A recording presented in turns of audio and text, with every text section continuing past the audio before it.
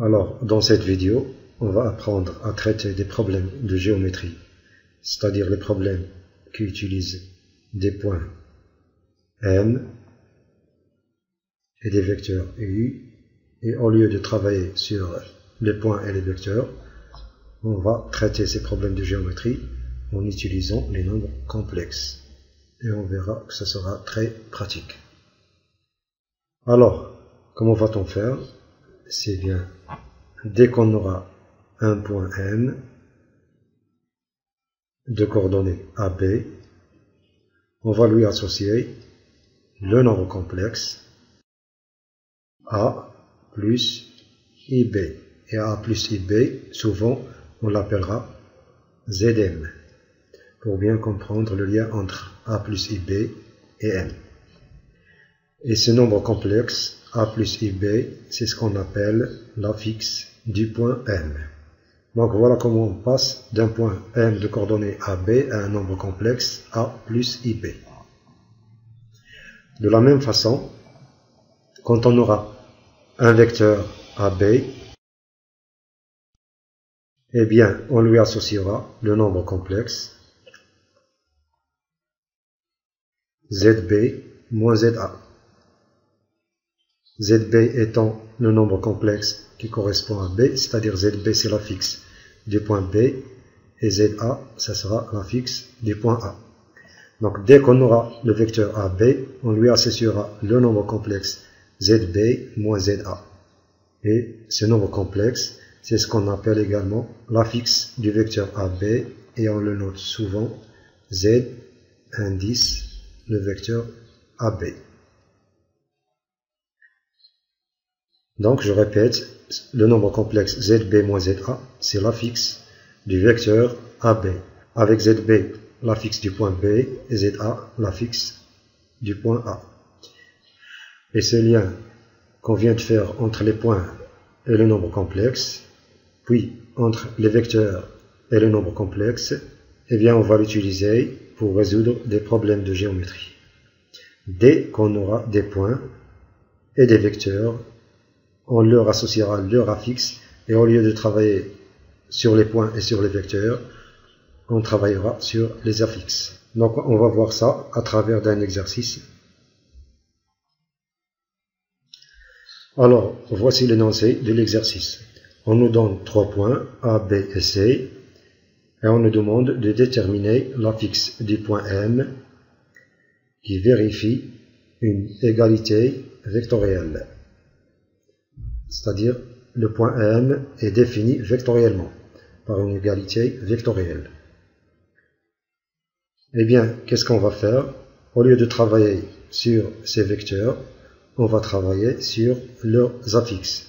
C'est-à-dire qu'on va réécrire cette égalité à l'aide des nombres complexes, c'est-à-dire à l'aide des affixes de ces vecteurs, en utilisant le fait que le vecteur AB correspond au nombre complexe ZB moins ZA. Alors d'abord, j'ai 3 points A, B et C. Je vais commencer par écrire que ZA, c'est l'affixe de A. ZB, ce sera naturellement l'affixe de B. ZC, l'affixe de C. Et ZM, l'affixe de M. Donc ZA, ZB, ZC, je les connais parce que A est de coordonnées 1, 2. C'est-à-dire ZA, c'est 1 plus 2i. Pareil, je connais ZB, et pareil, je connais ZC. Et moi, ce que je cherche ZM. Donc on sait que le vecteur AM correspond à ZM moins ZA.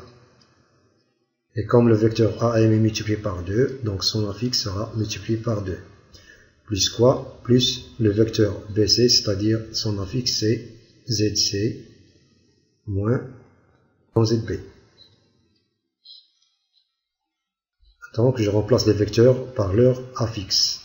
Égale quoi? Égale 3 fois l'affixe du vecteur BM, c'est-à-dire ZM moins ZB. Donc je suis passé des vecteurs aux affixes. Donc on a remplacé chaque vecteur par son affixe, en utilisant que le vecteur AB a pour affixe ZB moins ZA. Donc je connais ZA, je connais ZB et je connais ZC. Donc il faut isoler Zm pour résoudre cette équation. Donc je vais remplacer ZA, ZB et ZC par leurs valeurs pour retrouver Zm. Donc on aura 2 Zm moins 2ZA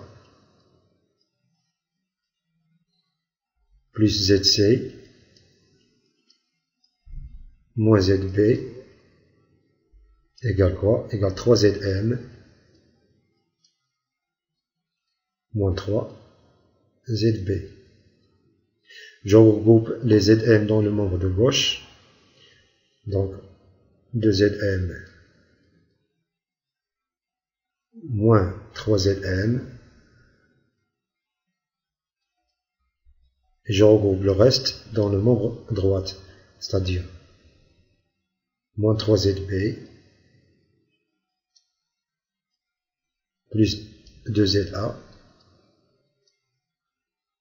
moins ZC plus ZB.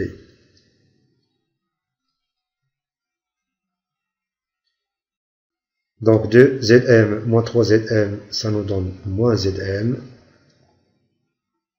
est égal à moins 3ZB plus ZB, ça fait moins 2ZB,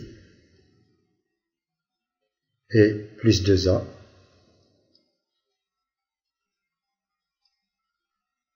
moins ZC. Et je multiplie tout par moins 1, Zm, 2, ZB, moins 2ZA, plus ZC. Et puis maintenant, je n'ai plus qu'à remplacer ZB par sa valeur, ZA par sa valeur et ZC par sa valeur. Alors, combien vaut ZB? Donc ZB vaut moins 1 plus 3i. Donc Zm est égal à 2 facteur 2. ZB, c'est-à-dire moins 1 plus 3i. Plus 3i, tout simplement. Moins 2, ZA vaut 1 plus 2i. Donc moins 2 facteur de 1 plus 2i. Et puis plus ZC. ZC, c'est-à-dire 5 moins 2i. Donc plus 5 moins 2i. Je développe le calcul. 2 fois moins 1, ça fait moins 2. 2 fois plus 3i, ça fait plus 6i. Moins 2 fois 1, ça fait moins 2. Et moins 2 fois plus 2i, c'est-à-dire moins 4i. Plus 5. Moins 2i. Et puis maintenant, j'ai plus qu'à ranger. Moins 2 plus 5, ça fait 3. 3 moins 2, ça fait 1. Et pour les imaginaires purs, 6i moins 4i, ça fait 2i. Et 2i moins 2i, ça fait 0i. Autrement dit, Zm est égal à 1. Qu'est-ce qu'on a démontré?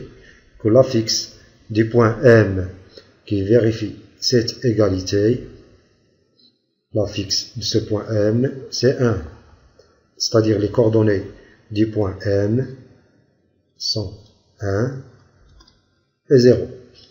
Voilà le seul point M qui vérifie cette égalité, c'est le point M de coordonnées 1 et 0. Donc, quand vous avez un problème avec des vecteurs, une chose très simple, c'est de remplacer les vecteurs par leurs affixes, comme on a fait ici. Donc ça est fondamental. Au lieu de travailler avec des vecteurs, on travaille avec des nombres complexes, c'est-à-dire leurs affixes.